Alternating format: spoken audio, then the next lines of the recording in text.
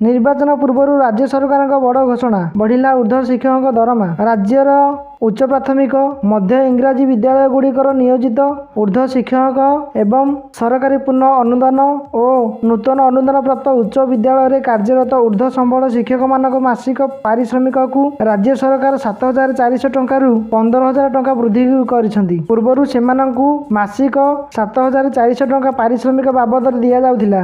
राज्य सरकार निष्पत्ति अनुसार एणिकी सेमाने मासिक 15,000 टंका पारिश्रमिक पाइबे। राज्य सरकार एही निष्पत्ति अनुसार उच्च प्राथमिक मध्य इंग्राजी विद्यालय गुड़िकर नियोजित 44 जन ऊर्ध्व शिक्षक एवं सरकारी पूर्ण अनुदान और नूतन अनुदान प्राप्त उच्च विद्यालय कार्यरत 40 रु ऊर्ध्व संबल शिक्षक उपकृत हेबे। सूचना योग्य निर्वाचन को आउ कईटा दिन बाकी रही।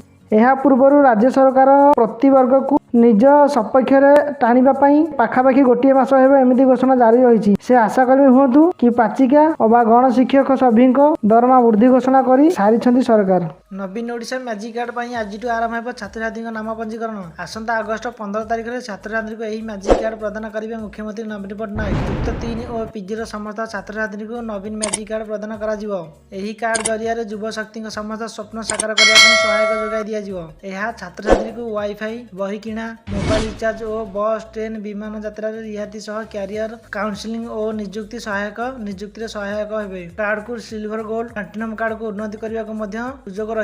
नुआ ओ माध्यम आयोजित को करिकुलर प्रतियोगिता माध्यम छात्र छात्री सामग्री विकास करने सह स्वप्न को साकार करने को बल जोगाई देव। सरिला मैट्रिक परीक्षा आसंता 15 तारिख खाता देखा आरंभ। राज्य में 313 नोडाल सेंटर उत्तर खाता संग्रह पर बोर्ड गठन कर टीम पठा जाइछि। आसंता 6 तारिख सुधा राज्यर समस्त नोडाल सेंटर खाता बोर्ड कार्यालय पहुंची 15 तारिख उत्तर खाता देखा थिबा बेले उत्तर खाता गुड़िक आसंता 13 तारिख सुधा 54टी मूल्यांकन केन्द्र में पहुंचाई दिया। खाता देखा आरंभ होबार 15 दिन भितर मूल्यांकन सारिबा लक्ष्य रखा जाइछि। सूचना योग्य जे चलित वर्ष 2,991 परीक्षा केन्द्र में मोट 5,51,611 छात्र छात्री परीक्षा देइछंती। सेहीपरि 7,831 परीक्षार्थी राज्य और ओपन स्कूल सर्टिफिकेट और 3,037 परीक्षार्थी माध्यम परीक्षा देइछंती। परीक्षा को कॉपी मुक्त करिया पई एथर एआई माध्यम तदारख करा जायतिला। मार्च 14 शेष तारिख मागणार तुरंत करंतु आधार अपडेट। सरकार पक्षरु एक बड़ घोषणा करा जायछि।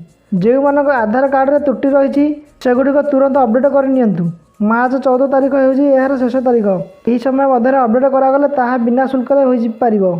बहु पूर्व एहार डेडलाइन घोषणा करा जायतिला किंतु पर यह 3 मास समय वृद्धि करा जायछि। किंतु एबे आउ समय वृद्धि करा जाय परिबो नहीं कारण आगु निर्वाचन आसुची। आधार अपडेट पाई 15/12/2023 रु 13/3/2024 जाए समय दिया गला। ऑनलाइन माई आधार पोर्टल जाई मागणार त्रुटि संशोधन बा आधार अपडेट करी हेबो। UIDAI वेबसाइट को जाई एथिरे आपण निज ना ठिकाना आदि भूल थिले संशोधन करि परिबे। यह संपूर्ण रूप मागणा रहिबो। एथिपई कोनोसी देय देबा को पड़िबो नहीं। एही सामान काम आपण कोनोसी CSSC कम्युनिटी सर्विस सेंटर रे जाई करि परिबे किंतु एथिपई आपण 50 टका देबा को पड़ी पारे। त्रुटि संशोधन बा अपडेट करबा को हेले आपण मानकु ऑनलाइन जरिया रे निज असली परिचय पत्र और ठिकाना प्रमाण पत्र देबा को पड़िबो। भुसुड़ीगला केनाल बुड़ीगला घर कलाहांडी कमलपुर ब्लॉक रे इंदिरावती दक्षिण केनाल रे 20 फुट घाई सृष्टि होईछि। हठात पानी माड़ी आसीबा फल रे बुड़ी जाईछि आखपाख अंचल।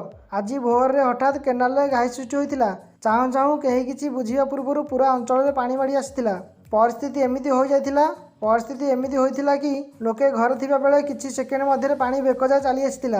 कौनसी मते घरे आजबेस्ट भांगी लोके जीवन बचाइछंती। केनाल भुसुड़िबा जोगु देवपुर और आखपाख अंचल 5 फुट पानी प्रवाहित होउछि। चाउल डाली सह समस्त आवास पत्र भासी जाइछि। लोके ना घर रही पारुछंती ना बाहर। परिस्थिति एबे एमिति हो जाइछि कि सेठी रेस्क्यू करिवा सह समस्त को उद्धार करा जिवा जरूरी होई पड़िछि। समय जेते बढ़ुछि परिस्थिति सेते बिगुडुछि। घटना स्थल रे प्रशासनिक अधिकारी पहुंची घाई मरामती काम आरंभ करिथिबा जणा पड़िछि। अभयारण्य जातीय उद्यान और व्याघ्र संरक्षण अंचल को प्लास्टिक मना। सिंगल यूज प्लास्टिक पर रोक लगाले राज्य सरकार। एने वन्यप्राणी PCCF पक्षर निर्देशनामा जारी होईछि। कटकणा एप्रिल 1 लागू हेबाकु निर्देशनामा जारी होईछि। पर्यटक मानक पाई पर्याप्त पानीय जल व्यवस्था करा जिबाकु निर्देश दिया जायछि। एपरिकि जदि प्लास्टिक खोल रे खाद्य नेउथिबे तेबे एणे देणे पकाइबाकु मना होईछि। व्यवहृत प्लास्टिक खोल को उद्दिष्ट डस्टबिन पकाइबाकु निर्देश दिया जायछि।